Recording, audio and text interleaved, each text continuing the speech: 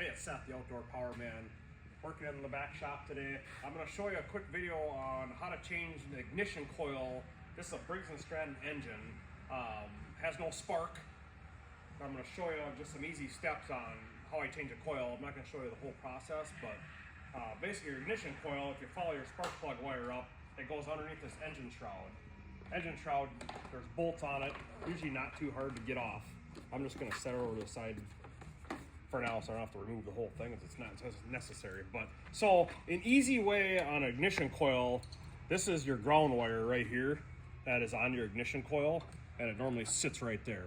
So if you ever want to figure out if you have a bad ignition coil or a safety issue problem that's grounding out the coil, just unplug this.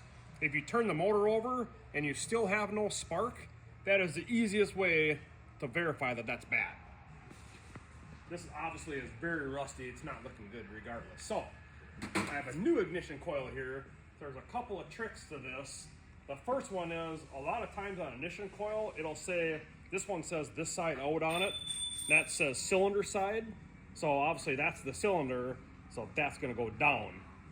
You don't want to have them reversed, but otherwise, gap on an ignition coil is normally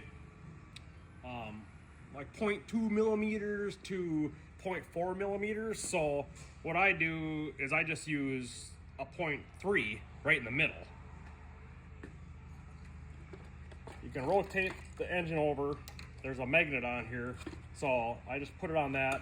That'll hold that coil in place. And then you can put your screws in.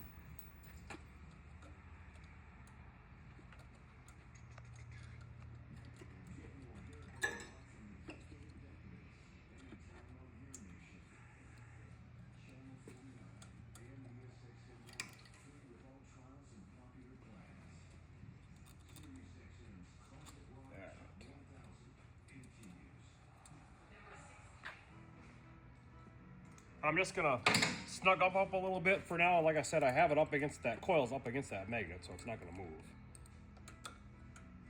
Barely even hand tight.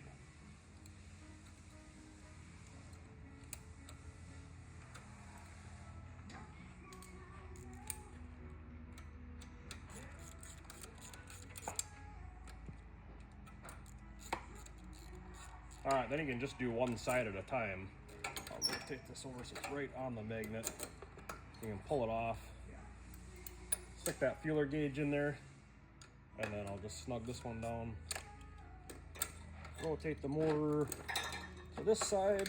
Sorry, that shroud's in the way.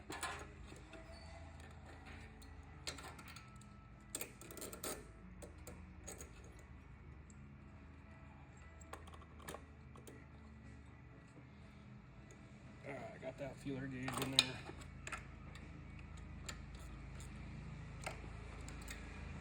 Snug them down.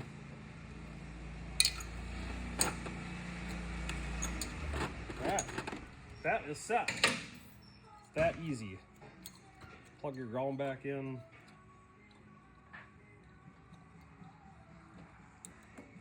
This is gonna come over to there. All the shrouding's going back on. That's basically the easiest way to install a ignition coil, and if it's a Kawasaki, Briggs, whatever, the process is gonna be the same. So a Kohler. Thanks for tuning in.